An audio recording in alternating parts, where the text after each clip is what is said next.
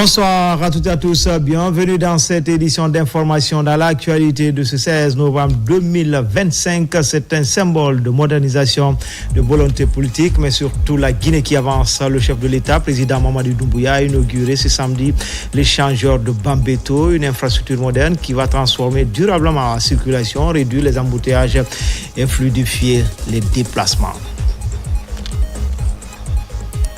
Et puis, lancement du deuxième tour de la campagne nationale de vaccination des enfants de 0 à 23 mois et d'administration de la vitamine A aux enfants de 6 à 59 mois. Hélène Keller International, l'UNICEF et l'OMS accompagnent les opérations. En fait, le ministère de la Jeunesse offre des ordinateurs au Conseil national des jeunes de Guinée. L'idée de rendre plus opérationnelle cette fêtière dans ses activités de promotion des valeurs de la jeunesse guinéenne. Voilà pour le sommaire. Encore une fois, bonsoir à tous. C'est un symbole de modernisation, de volonté politique, mais surtout de la Guinée qui avance. Le chef de l'État, président Mamadi Doumbouya, a inauguré ce samedi l'échangeur de Bambeto, une infrastructure moderne qui va transformer durablement la circulation, réduire les bouchons et fluidifier les déplacements sur ce axe stratégique. Ce moment fort vient donc couronner un chantier lancé il y a plus de 3 ans lorsque le chef de l'État, Mamadi Doumbouya, posait le 13 avril 2022 la première pierre de ce projet ambitieux. Ce jour, c'était une promesse. Aujourd'hui, c'est une réalité. Fatoumata Kourouma. À Conakry, une page d'histoire s'est écrite aujourd'hui. Au cœur de Bambeto, ancien épicentre de tensions devenu symbole d'apaisement et de renaissance, des milliers de citoyens ont afflué pour accueillir le chef de l'État dans une ambiance de ferveur populaire. Une cérémonie solennelle rassemblant autorités civiles et militaires, partenaires techniques et financiers, diplomates, sages et habitants de toute la zone. Dès son arrivée, le président Mamadi Doumbouya a été salué par une foule reconnaissante, consciente de la portée historique de ce moment. L'inauguration officielle de l'échangeur de Bambeto, un ouvrage stratégique qui transforme durablement la mobilité urbaine dans la capitale. Les allocutions se sont ensuite succédées. La gouverneure de la ville de Conakry a ouvert la série de prises de parole, souhaitant la bienvenue à l'ensemble des participants et rappelant les chantiers majeurs déjà réalisés dans les quartiers stratégiques de la capitale. La ville de Conakry étant la capitale politique, économique et sociale de notre pays, la réalisation de cet ouvrage magnifique, grâce à la volonté du président de la République, Mamadi Doumbouya, et son engagement résolu en faveur du progrès, mais aussi l'accompagnement de qualité de nos partenaires au développement, notre pays, Conakry, connaît aujourd'hui une transformation qualitative. L'échangeur de Bambeto, mais aussi de Kagbele, sans oublier de 36 dans Sanoya, marque une étape majeure dans le développement de notre capitale Conakry. Celui de Bambeto s'inscrit pleinement dans une dynamique de symbole, la ferme volonté de bâtir une Guinée moderne et prospère. Situé au croisement des principaux axes routiers de Conakry, le carrefour de Bambeto connaissait depuis des années une congestion devenue insoutenable. Le rond-point saturé ralentissait la circulation, entravait les activités économiques et compromettait la fluidité urbaine. Avec cet ouvrage moderne, fruit du pilier 3, infrastructure, transport et technologie du programme Simandou 2040, la transformation est à la fois radicale et spectaculaire. En l'espace de quelques jours, nous avons marqué notre histoire. Le 11 de ce mois, nous étions à Moribaya pour lancer le projet le plus grand de l'Afrique de l'Ouest. Et récemment encore, le 12, c'est le forum de l'intelligence artificielle qui a appelé toute l'Afrique en Guinée. Et aujourd'hui, le 15 novembre, nous sommes ici pour inaugurer avec vous, Monsieur le Président, l'ouvrage moderne de Conakry, que vous-même avez posé la première pierre. Et encore, on est là ce matin où ce chantier, vous l'avez suivi de bout en bout. Nous avons observé vos visites nocturnes, Monsieur le Président. Vous avez suivi ce chantier avec beaucoup d'attention. Et je peux vous rassurer aujourd'hui que ce chantier a été construit selon le nombre prescrit dans les cahiers de charges. Les infrastructures modernes de Conakry, elles en font partie. Aujourd'hui, Conakry change de visage, Bambeto change de visage. Situé au cœur de la capitale, c'est un carrefour où nous connaissons beaucoup d'embouteillages dans le passé. Et aujourd'hui, il fait plaisir de passer à Bambeto sans vraiment se soucier des embouteillages. Et ça, c'est grâce à votre leadership, Monsieur le Président. Sous votre impulsion, le gouvernement a décidé désormais d'apporter une réponse visible et durable à toutes les infrastructures grâce au programme de Simandou. Il est important de souligner que le projet intègre également les ouvrages d'assainissement et d'éclairage public. Bambeto, cet ouvrage vous appartient, c'est votre œuvre. Vous avez participé à 70% à la construction de cet ouvrage. Démarré en avril 2022, sous la supervision personnelle du président de la République, les travaux pilotés par le ministère des Infrastructures ont été financés à hauteur de 339,6 milliards de francs guinéens grâce à un partenariat solide entre le Fonds cohésien pour le développement économique arabe et l'État guinéen. Le président du fonds a salué la qualité de cette coopération et adressé ses félicitations au chef de l'État pour cet accomplissement majeur. Permettez-moi, Son Excellence, tout d'abord, d'exprimer ma profonde gratitude au gouvernement de la République de Guinée pour l'accueil chaleureux, l'hospitalité remarquable et l'excellente organisation de cette cérémonie d'envergure. Je souhaite également adresser nos sincères remerciements à l'ambassade de la République de Guinée au Koweït pour son rôle diplomatique actif dans le renforcement des relations de partenariat avec le Fonds cohésien et pour sa contribution à la concrétisation des aspirations de développement du gouvernement guinéen. La cérémonie d'aujourd'hui va au-delà de l'inauguration d'une infrastructure. Elle marque une étape majeure dans le renforcement du partenariat solide et croissant qui unit l'État du Koweït et la République de Guinée. Le gouvernement de la République de Guinée a toujours démontré une efficacité remarquable, ainsi qu'un leadership exemplaire dans la planification et la mise en œuvre des initiatives de développement à travers le pays. Le Fonds cohésien apprécie profondément cette collaboration et salue votre dévouement ainsi que votre vision. Nous réaffirmons aujourd'hui notre engagement à poursuivre notre soutien aux efforts du gouvernement guinéen visant à promouvoir les objectifs de développement durable dans l'ensemble du pays. En 39 mois, le chantier a généré près de 900 emplois directs et indirects.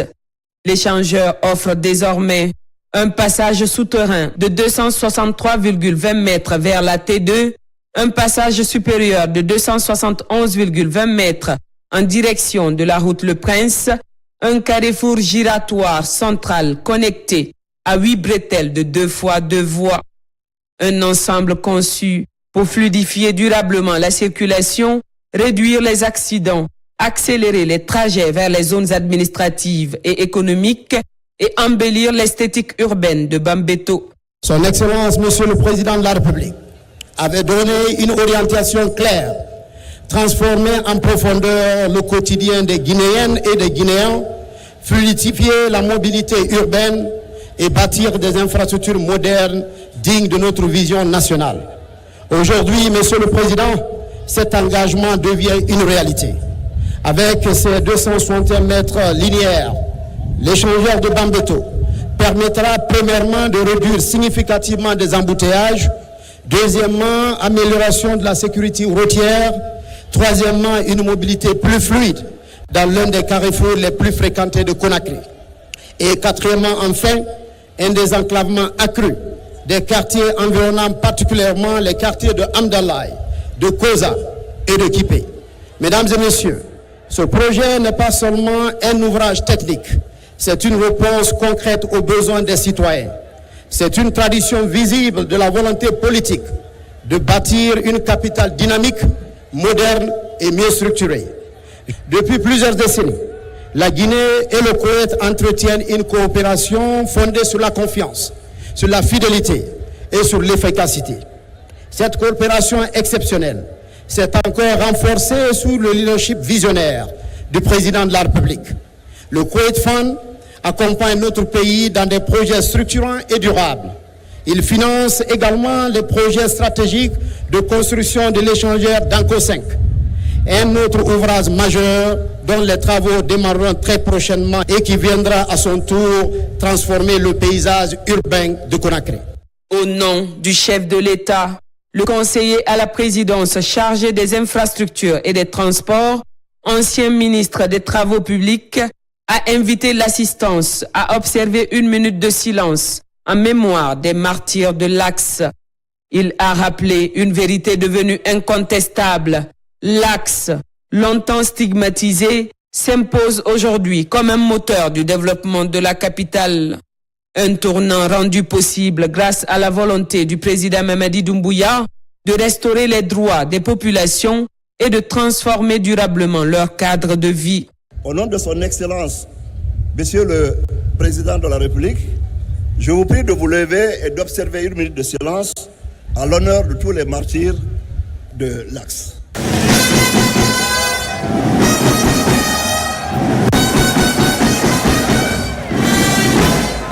Le 13 avril 2022, j'étais ici aux côtés de son Excellence, Monsieur le Président de la République, pour la pose de la première pierre de cet échangeur.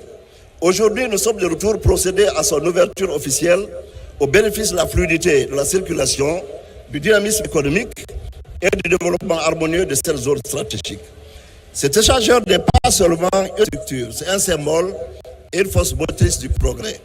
Il s'inscrit dans la vision, dans la dynamique du programme Simandou 2040, notamment dans son pilier 3, infrastructure, transport et technologie. La vision du chef de l'État repose sur 3 axes prioritaires de la refondation. L'axe social, établir et consolider le vivre ensemble. Il faut rappeler qu'avant le 5 septembre 2021, les populations de Hamdallaye, Bambeto et Koza étaient souvent stigmatisées et victimes de discrimination. Aujourd'hui, grâce aux actions du président Mamadi Doumbouya, l'Axe est devenu un espace de paix où les manifestations intempestives ont disparu grâce à la main tendue des autorités et aux efforts constants de réconciliation. Dans cet esprit, la visite du président au cimetière de Bambeto le 27 septembre 2021 pour honorer la mémoire des victimes des répressions politiques restera un acte fort et symbolique. Le chef de l'État a également ordonné la restauration des droits des citoyens injustement déguerpis à Koza, Bambeto, Hamdallaye, Koloma, Kaporaï, Dimes et Kipé. Ils ont été indemnisés, rétablis dans leurs droits fonciers et accompagnés pour construire dignement leur vie. Monsieur le Président de la République a séché leurs larmes. Par ailleurs, les événements tragiques du 28 septembre 2009 ont profondément marqué Bambeto. Un procès historique a eu lieu, des condamnations ont été annoncées, un fonds spécial d'indemnisation des victimes a été mis en place. Les indemnisations sont en cours. L'axe économique, économie compétitive et inclusive. Cet échangeur contribue à la transformation structurelle de l'économie guinéenne, l'amélioration de la circulation des biens et des personnes, la réduction des embouteillages, le renforcement de la sécurité routière, la stimulation des investissements dans la zone.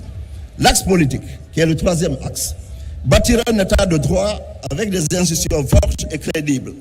Il convient de saluer ici la participation massive des citoyens de Bambeto au scrutin référendaire du 21 septembre 2025 qui a conduit à l'adoption de la nouvelle constitution qui marque le retour à un ordre constitutionnel normal fondé sur des institutions de gouvernance participative, stable et respectée.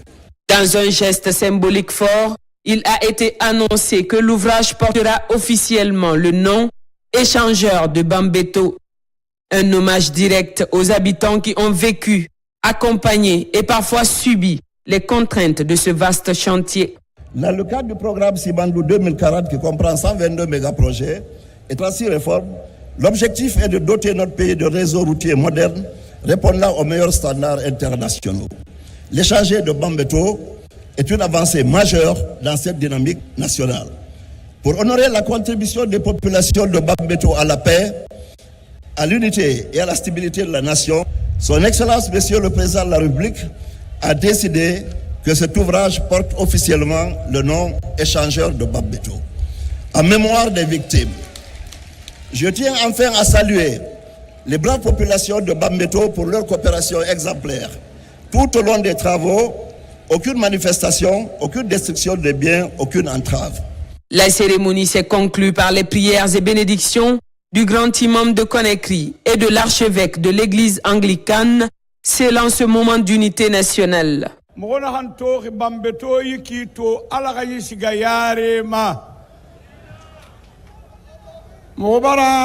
Mangenu walisa o ma président mkoduba mabe mhonu malambore benu mo hakeli mo wengine ina me inu wali iwali khine ina malu baraka ifendena nabaxe me khibe inu wali ibara mo boyasa inu wali mhonu wa madanna han tofe to fanyira yibe ibara finda sabuira yibori khayare maske ibara finda sabuira ala namira yagi abada ala namalagine yamara nimisa abada ala namalagine lu nganigenya khiyo wa honki moko pirakta moka Dubai be monsieur le président moko pirakta moka Dubai be walima ina hanna bafe ko duba mi benanan tamma yati ko bu fana mangafe khefa lagine mu mangafe khefa mange wali ko wa manana konfa afala fe sorba khamanga abu khamanga na khamarafa heri na khamanga ya kui mo gona nan félicité ma mo duba nanambe inu wali isalo mo ko nena hanna baxe ala ke continuer. Bambeto, jadis cité frondeuse et marginalisée, se tient aujourd'hui aux avant-postes du développement national. Un quartier longtemps mis à l'écart qui retrouve sa dignité et exprime sa reconnaissance à celui qui a compris ses douleurs, ses attentes et ses aspirations, le président Mamadi Doumbouya. Et en retour, Bambeto a répondu présent, massivement, fièrement, unanimement.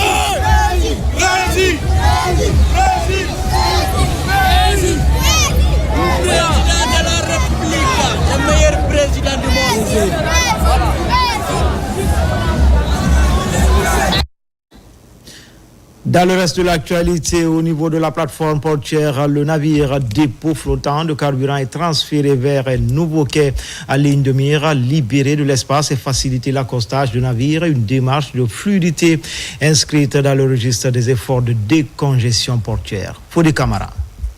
Dans la dynamique de consolider sa position en Afrique de l'Ouest et intensifier les opérations, le port de Conakry réalise des actions prioritaires, notamment avec la libération du quai numéro 9, auparavant occupé par le dépôt flottant de carburant. Une plateforme installée suite à l'explosion du dépôt d'hydrocarbures. Aujourd'hui, le dépôt de carburant Al-Bayrak TS, on va le déplacer vers le Dauphin qu'on vient de mettre en place. Ainsi, on pourra utiliser le quai 9 pour les navires. Aujourd'hui, ce réaménagement est un tournant majeur dans la stratégie de décongestion portuaire. ce qui a été entièrement occupé par la livraison de carburant dont le pays en a absolument besoin. Mais récemment, vu que le besoin des quais aussi ont augmenté au niveau du port autonome de Conakry, ça nous a causé quelques difficultés. Donc nos partenaires à le port de l'autre côté, ensemble, on s'est donné l'idée de faire un autre quai dédié au navire de carburant. Donc, ce qui fut fait en 2 semaines, tout le record, parce qu'il fallait faire des tuyaux en sous-mer et aller recoller sur la ligne. Mobilisé à titre exceptionnel pour garantir la continuité d'approvisionnement en carburant par le groupe Al-Bayrak, désormais, ce navire citerne et les accessoires dispose d'un nouveau quai, le quai numéro 15. Cette initiative a pour objectif d'accroître la capacité d'accostage du port et accélérer le rythme de déchargement.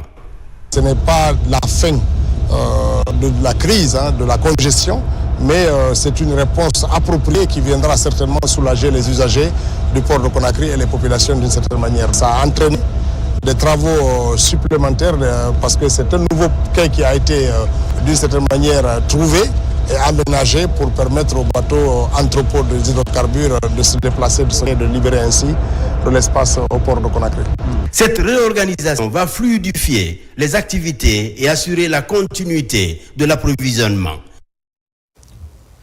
Une nouvelle école pour les populations de Koutaya, commune rurale de Horira, préfecture de Dubreka. C'est une action d'une association de jeunes Guinéens basée en Angleterre et compte ainsi encourager l'éducation dans cette localité. À l'ouverture, une centaine d'enfants étaient déjà inscrits dans cette nouvelle concession scolaire. Moussa Bangoura. Koutaya, un des districts de la commune rurale de Horira, préfecture de Dubreka, bénéficie d'une infrastructure scolaire. C'est un accompagnement de Orbon Guinée, un mouvement de jeunes guinéens basé en Angleterre. Cette infrastructure éducative est composée de plusieurs salles de classe, une direction et un centre informatique. Quand on va voir ces enfants du village, là où il n'y avait pas d'école, ces enfants-là sortir de ce village-là, aller être des hauts cadres. Moi, c'est en ce moment que j'aurais dit que franchement qu'on a bien fait. Il y a beaucoup de choses qu'on veut faire ici. Les dortoirs pour les enfants, s'ils n'ont pas là où rester, ils peuvent venir ici, apprendre et rester ici gratuitement. Tout ce qu'on donne ici, c'est gratuit. Cette école représente bien plus qu'un bâtiment. Elle incarne la coopération entre la Guinée et le Royaume-Uni. Grâce à Urban et à ses partenaires, de nombreux enfants auront désormais accès à une éducation de qualité. L'idéal est d'encourager l'éducation des enfants dans cette localité. En plus des programmes enseignés, les cours d'anglais et d'informatique seront aussi donnés avec le soutien des volontaires anglais. Chers enseignants, vous êtes la clé du succès de cette école. Un bâtiment aussi beau soit-il n'a de sens que par la qualité du savoir qui y est transmis. Vous avez entre vos mains l'avenir de ces enfants. Nous saluons ici l'ONG Urban. L'école que nous inaugurons aujourd'hui à Kalegouré est une parfaite illustration de cette dynamique de changement prônée par le chef de l'État. Avant la construction de cette école, les enfants de ce village traversaient ce fleuve de Kalegouré tous les jours pour les centres d'apprentissage. À l'enseignement supérieur, les réformes se poursuivent à tous les niveaux. C'est le cas à l'Institut supérieur des sciences de l'éducation. Une nouvelle étape vient d'être franchie dans la formation des formateurs. L'institution s'est dotée d'un guide d'encadrement des stagiaires, un document essentiel dans le parcours des futurs enseignants. Mamadou Saliouba. À l'Institut supérieur des sciences de l'éducation de Guinée, les réformes touchent désormais l'ensemble des segments de l'institution. Dernier pensée majeure, l'élaboration du livret du stagiaire est fondamentale pour la formation des futurs formateurs. 2022, nous travaillons sur la réforme des programmes. Et le stage pour les enseignants, c'est une activité importante, cardinale, pour la construction des compétences. On est arrivé à élaborer, grâce à un financement des partenaires, un nouveau livret de stage qui voulait, c'est vraiment une version améliorée de ce qui est support théorique et pratique des stages qu'on a organisés depuis la création de l'école normale supérieure. Pour garantir une utilisation optimale de ce document essentiel, les actes de l'éducation s'approprient le contenu du nouveau livre, un document qui définit clairement les règles et les exigences encadrant le travail du stagiaire. Avant, on se focalisait beaucoup plus sur les grilles d'évaluation pour dire qu'on est en accompagnement du stagiaire. Mais aujourd'hui, avec l'appui du programme Apprendre et la volonté des autorités de l'ISEC, on a un livret qui nous permet réellement aujourd'hui d'accompagner le stagiaire en tenant compte de 3 domaines. Le domaine relationnel, le domaine pédagogique et le domaine didactique. Au sein de cette institution chargée de la formation des enseignants du secondaire, le stage constitue une étape incontournable dans le parcours des apprenants. À travers l'Institut national de formation et de perfectionnement professionnel, le ministère du Travail franchit également une nouvelle étape dans le renforcement de la gouvernance publique. Des conseillers juridiques des ministères sectoriels sont formés sous le partenariat public-privé. Mamadi Terna Kamisoko. Le ministère du Travail et de la fonction publique, à travers l'Institut national de formation et de perfectionnement INFP, veut compter sur des cadres compétents pour mener à bien les différents projets et programmes du pays. Pour gagner le pari, les conseillers juridiques jouent un rôle de premier plan. À Conakry, ils se familiarisent avec le thème partenariat public-privé, outil de financement du développement de la Guinée vers la mise en œuvre du programme Sibandou 2040. Les partenariats publics-privés apparaissent comme un mode de financement de plus en plus sollicité qui permet d'améliorer nos infrastructures publiques, de les financer, d'améliorer également la qualité de nos services publics. Le rôle des conseillers juridiques est crucial dans toutes les étapes de l'élaboration des partenariats publics-privés.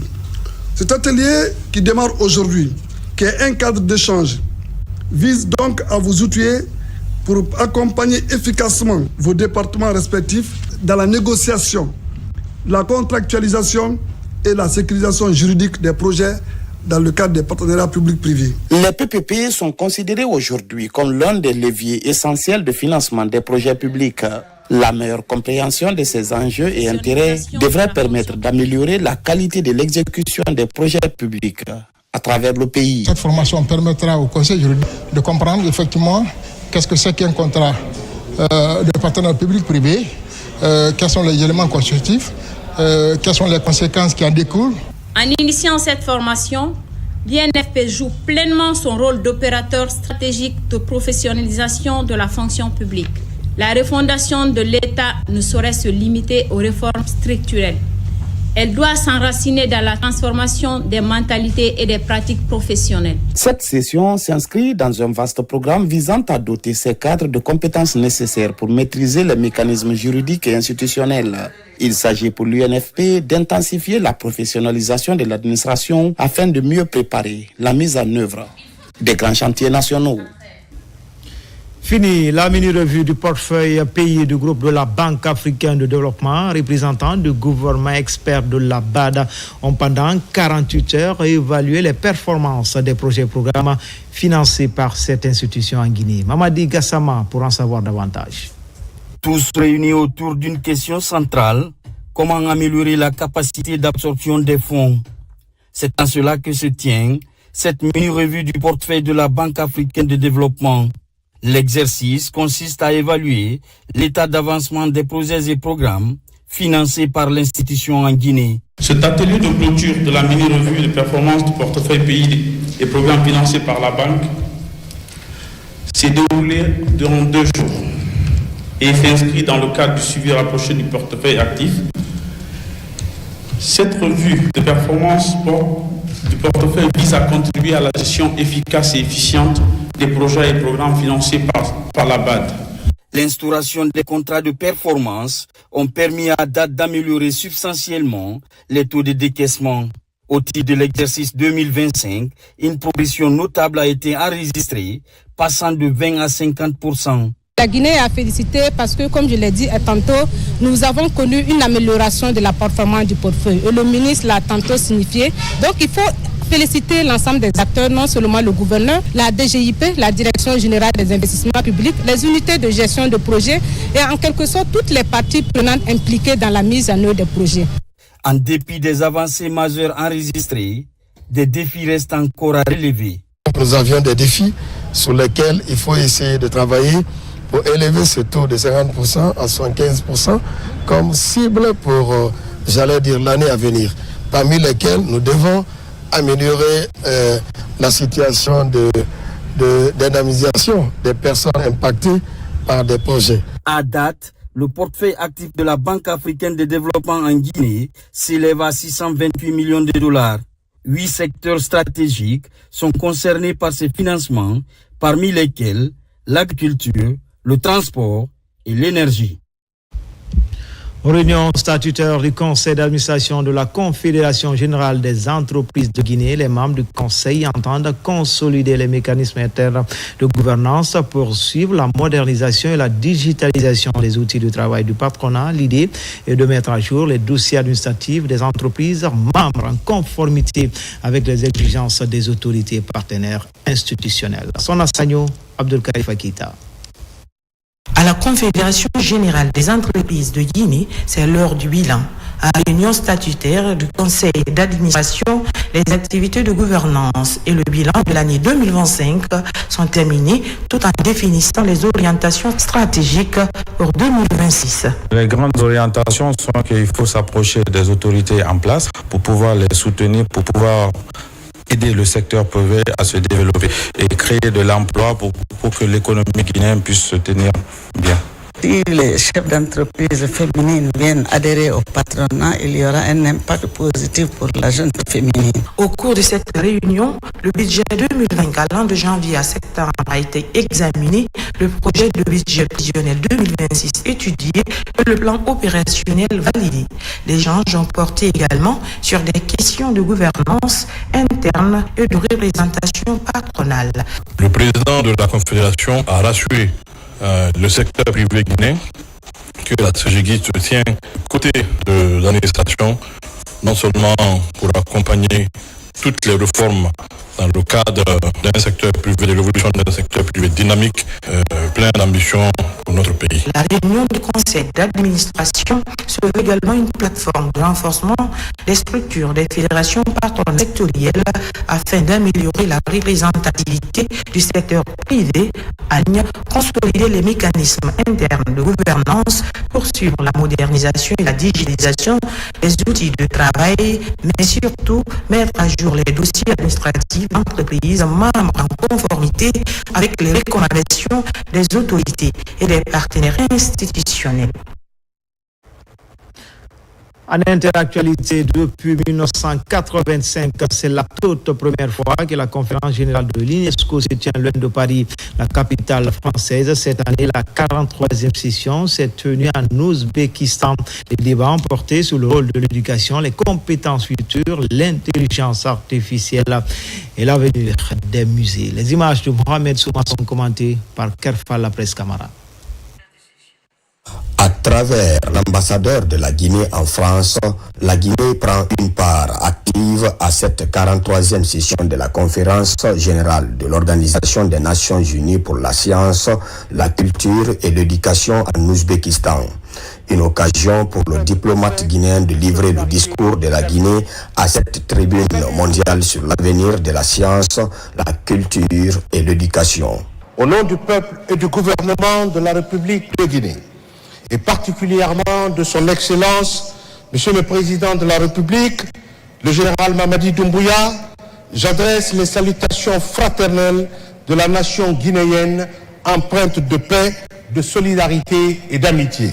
C'est pour moi l'occasion de renouveler les sincères remerciements de mon gouvernement à la communauté internationale dont les appuis multiformes ont permis à la Guinée d'enregistrer des résultats significatifs dans le domaine de l'éducation, de la formation, de la recherche et de l'innovation scientifique. À travers le second pilier culture et éducation du programme Simandou 2040, le gouvernement guinéen attache du prix à la promotion des valeurs défendues par cette institution onusienne.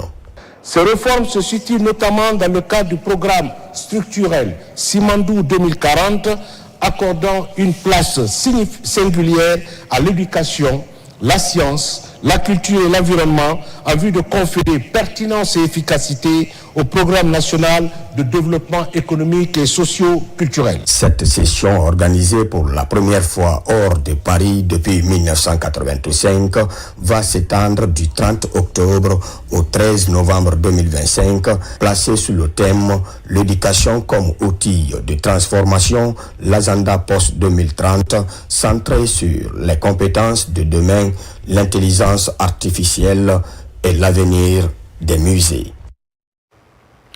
Comme annoncé dans les titres, lancement du deuxième tour de la campagne nationale de vaccination des enfants de 0 à 23 mois et d'administration de la vitamine A aux enfants de 6 à 59 mois. Hélène Keller International, l'UNICEF et l'OMS accompagnent les autorités sanitaires à réduire la mortalité infantile et garantir à chaque enfant le droit fondamental à l'identité nationale. Abraham Christophe Conté.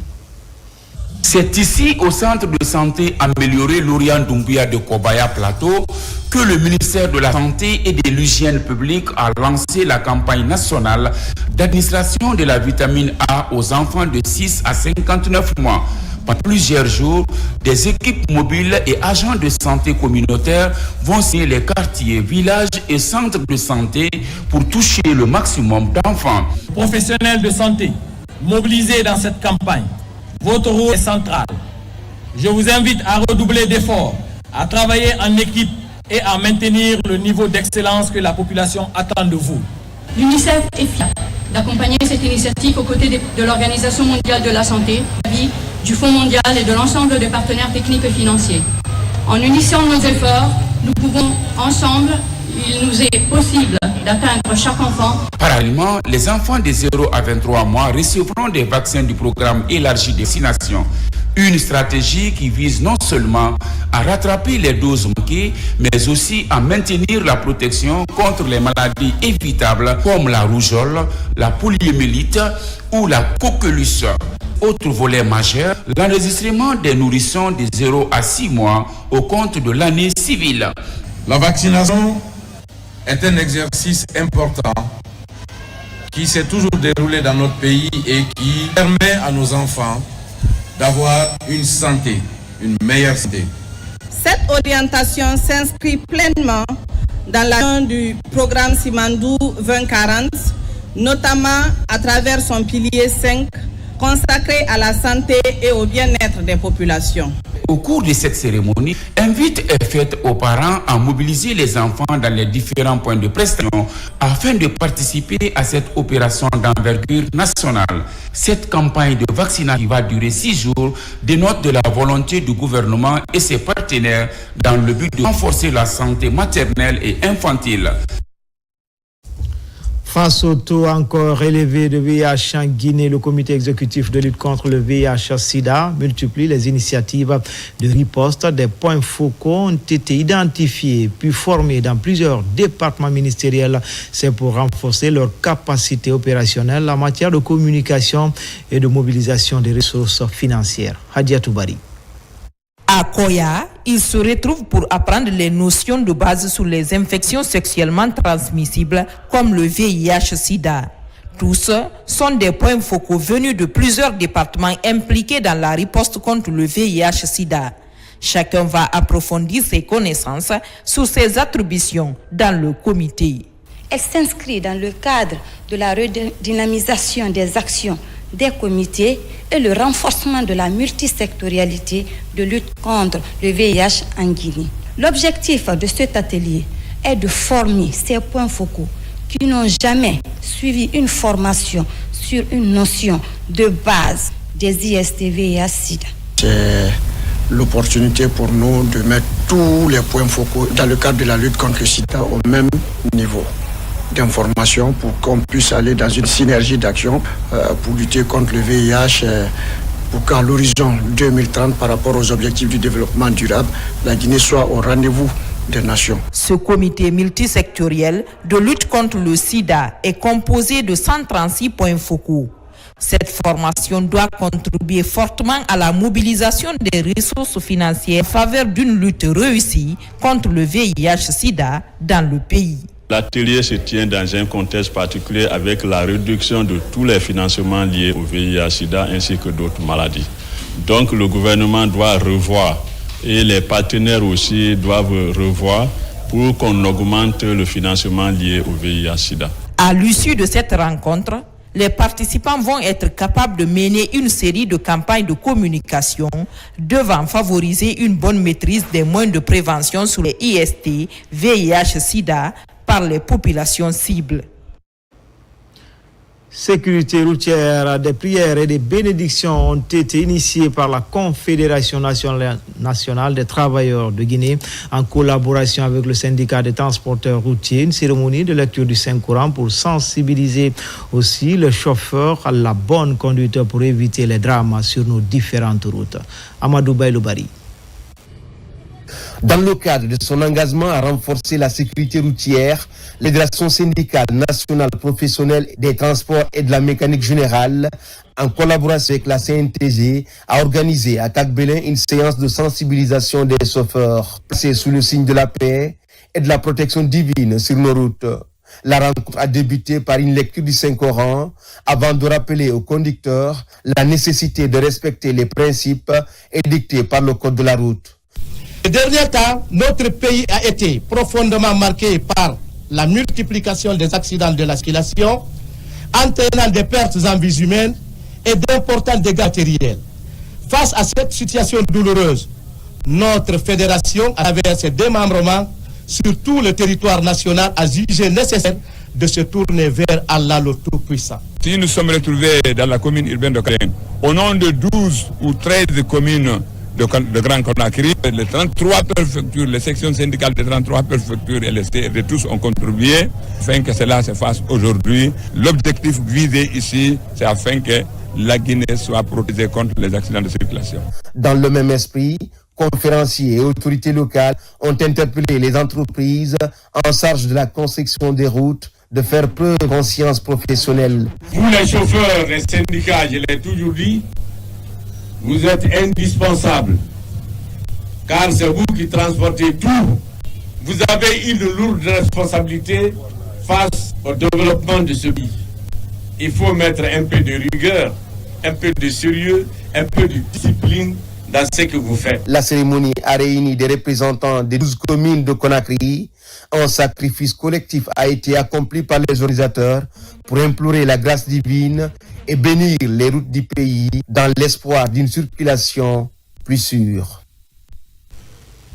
À l'AB, les acteurs locaux de l'UNAFIC améliorent leur connaissance des outils liés au changement climatique et à la vulnérabilité sociale. C'est un projet d'appui à la gouvernance locale. En toile de fond, permettent aux administrateurs d'élaborer des plans d'action en faveur du développement des collectivités à la base. Sona Sagno commente les images de Sarah Foudine Diallo.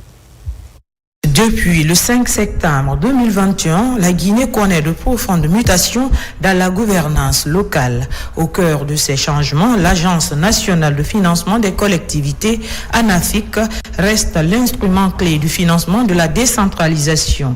C'est dans cette dynamique qu'un système de suivi et évaluation est désormais opérationnel avec la mise en place de kits d'archivage destinés à mieux centraliser les données collectées au niveau des collectivités locales. Il s'agit entre autres, disons, de prendre en compte les aspects liés au changement climatique, c'est-à-dire de formuler des micro-projets résilients au changement par rapport au changement climatique, mais aussi de prendre en compte l'aspect inclusion, genre, et pour prendre en compte les priorités des jeunes, des femmes et des personnes vivant avec handicap dans les collectivités. À l'issue de la formation sur l'opérationnalisation du système de suivi du programme d'appui à la gouvernance locale, les participants maîtrisent désormais les nouvelles procédures et outils de suivi pour une meilleure collecte et analyse des données locales. Les acteurs qui sont sur place sont des acteurs incontournables pour le développement, non seulement pour la base, mais aussi pour le sommet. Et là, cette rencontre est bien spécifique parce que ça nous permet de donner les informations nécessaires sur le suivi et évaluation du programme de l'ANAFIC et ensuite ça nous permet de maîtriser les données. Nous retenons dans ces formations tout l'effort que le gouvernement est en train de faire dans le cadre d'appui au développement à la base, à travers la Banque mondiale cette fois-ci, dans le programme de PGAL2. Donc nous promettons vraiment d'œuvrer à ce que les choses se passent comme ça se doit sur le terrain. La rencontre a réuni à la baie les cadres régionaux et préfectoraux, les secrétaires généraux, receveurs communaux et agents techniques chargés d'encadrer les communes. À Nzérékolé, le gouvernement guinéen, l'UNICEF passe à la loupe la mise en œuvre de leur programme de coopération 2024-2028. Une rencontre stratégique pour évaluer les avancées, identifier les défis et renforcer les actions destinées à améliorer la vie des personnes vulnérables, notamment les femmes et les enfants. Mohamed Salioupaï, Mohamed Lamine Diallo. Le programme de coopération entre la République de Guinée et l'UNICEF couvrant la période 2024-2028 a été validé en février dernier par le conseil d'administration de l'organisation onusienne. Ce partenariat vise à accompagner le gouvernement dans la levée des principaux obstacles qui freinent la pleine réalisation des droits de l'enfant dans le pays. Quelques mois après l'entame de l'exercice, les acteurs se retrouvent pour faire l'état des lieux. Il est crucial que chaque investissement consenti sur le terrain ait un impact concret, durable et équitable.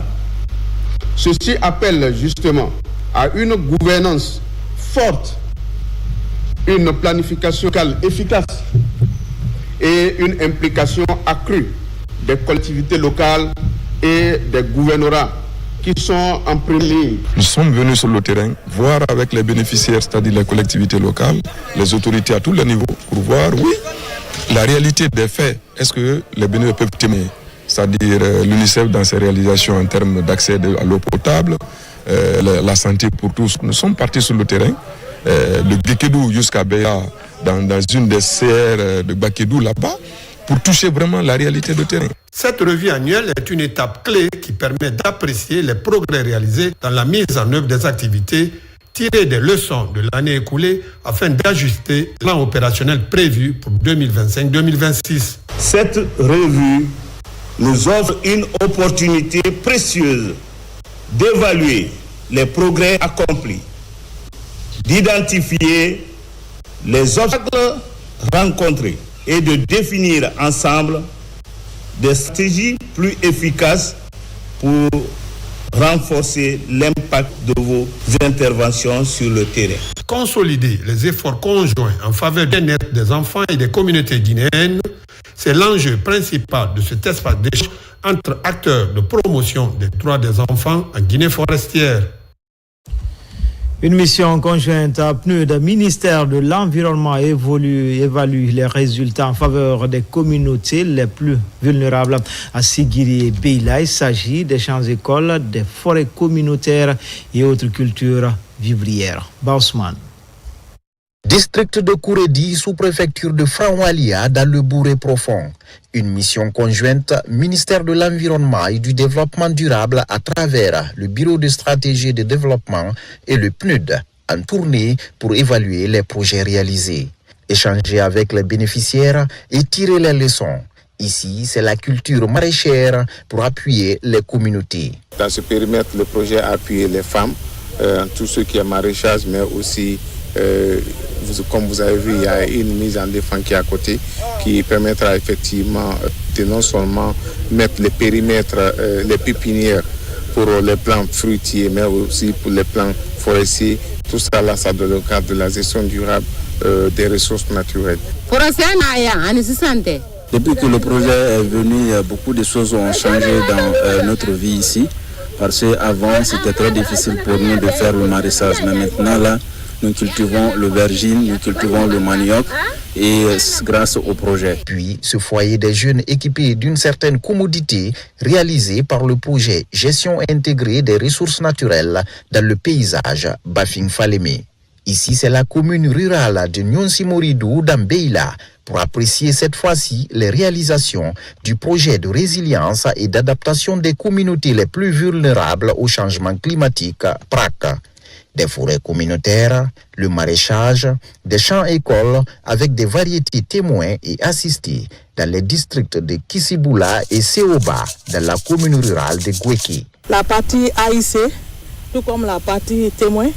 Pour le riz, on a mis 3 espèces, 3 variétés de riz, et 2 locales et 1 introduit. Donc ce qui est là, c'est une variété locale qui se nomme Ngaïk Bonya, une variété plastique. On peut planter dans le bas-fond tout comme sur le coteau. Malgré les efforts, d'autres défis s'imposent, à savoir l'irrigation et la clôture de certains périmètres pour la sécurisation des champs. Au centre-ville de Nzérékoré, les jeunes de la diaspora rencontrent les citoyens. La mobilisation s'est tenue à la Maison des Jeunes. Les informations sur le méga projet Simandou 2040, notamment dans son volet environnemental, ont été longuement partagées. Bakari Bamba Kondé. Dans la ville d'Nzérékoré, capitale de la région forestière, le collectif Diaspora Langoundé a organisé une session de sensibilisation sur le projet Simandou. L'événement, axé sur l'information et le dialogue, a suscité un grand intérêt population locale, pressée de comprendre les implications de ce projet d'envergure pour l'avenir. De les faire conscientiser que ce projet va favoriser l'éducation, la formation et améliorer bien évidemment les infrastructures, renforcer l'économie. Donc rassurer bien évidemment la jeunesse de Nzérékoré pour leur dire que ce projet va bénéficier à tous. Le collectif a présenté Simandou non seulement comme une opportunité économique majeure pour la Guinée, mais aussi comme un projet porteur de défis environnementaux et sociaux qui nécessite un engagement citoyen. Compte tenu de la richesse écologique de la région, les participants ont exprimé des inquiétudes quant aux conséquences potentielles de l'exploitation minière sur les forêts, les cours d'eau et la faune locale. On a un avenir dehors parce que le projet Simandou ici va créer des opportunités pour nous en tant qu'apprenants professionnels pour pouvoir avoir des emplois dans le futur. Formation et sensibilisation permettent aujourd'hui à la jeunesse guinéenne, surtout la jeunesse forestière, d'être dans le blanc du programme Simandou 2040. La session de sensibilisation en Nzérékoré marque une étape importante dans l'appropriation citoyenne du projet Simandou par les populations forestières. Dans l'actualité encore, le ministère de la Jeunesse offre des ordinateurs au Conseil national des jeunes de Guinée. L'idée de rendre plus opérationnelle cette fêtière dans ses activités de promotion des valeurs de la jeunesse guinéenne. C'est le ministre de la Jeunesse, Selou Baldé, qui a présidé la cérémonie de remise. Les détails avec Tcharno Maroufba, Mohamed Saliou Bangoura. Pour mieux être plus efficace sur le terrain, le Conseil national des jeunes de Guinée sert des outils informatiques. Cette fêtière des jeunes de Guinée bénéficie du soutien de la part du ministère de la Jeunesse de 50 ordinateurs portables. Cette dotation permettra à ces jeunes à pouvoir mieux concevoir des projets pour la jeunesse guinéenne par le biais des logiciels. Ces ordinateurs vont changer beaucoup de choses. Déjà, ces ordinateurs vont nous aider à être efficaces, efficients et à surtout être pertinents dans toutes nos initiatives. Parce que tenez-vous bien, le conseil n'était pas du tout équipé. On a plein d'idées de projets, plein d'opportunités, mais malheureusement, il fallait que les jeunes utilisent leurs propres ordinateurs ou vraiment partent dans les centres de prestations avec tous les risques qu'il faut. Mais avec ces ordinateurs, on a au moins un kit pour chaque bureau et les bureaux vont utiliser ces ordinateurs pour la conception de projets, surtout pour la sécurité des données. Ces ordinateurs sont répartis entre les bureaux régionaux, préfectoraux et communaux du Conseil national de la jeunesse. Cet appui du département de la jeunesse a tout son sens. Nous sommes là pour aider les jeunes, nous sommes là pour encadrer les jeunes, nous sommes là pour mettre en œuvre des politiques publiques susceptibles de contribuer à la création des opportunités d'emploi pour les jeunes, à leur insertion, mais également à leur formation, à leur accompagnement. Et donc, étant donné que nous avons une fêtière de la jeunesse qui regroupe l'ensemble des associations de jeunesse dans notre pays, installées dans les 8 régions, dans les 33 préfectures et dans les 300 et quelques communes urbaines et rurales de notre pays. Et donc c'est un partenaire avec lequel nous devons travailler parce que c'est une fêtière qui est organisée. Partenaire privilégié du ministère de la Jeunesse, le Conseil national des jeunes de Guinée regroupe en son sein 3690 jeunes et 410 bureaux dans tout le pays. Enfin, humanitaire avec cette immersion dans un orphelinat de la capitale, la Voix des Sans-Voix. Vous allez le voir, le fait inédit, c'est une malvoyante qui s'occupe de plus de 50 enfants, tous orphelins, d'où cet appel aux bonnes volontés et aux âmes sensibles pour la prise en charge sanitaire et scolaire des enfants. Abouakar Junior Camara nous plonge dans le quotidien de cet orphelinat hors du commun. Dans cette concession 6 à Simbayagar, une cinquantaine d'enfants privés de la chaleur parentale y vivent sous la bannière de l'orphelinat La Voix des Sans-Voix. Créé il y a 4 ans, ces enfants majoritairement orphelins de père et mère vivent dans la joie grâce à la générosité de Hayayari Kamara. C'est son nom, elle est aussi malvoyante de son état. Elle a consacré une partie de son avoir à la prise en charge de ses enfants.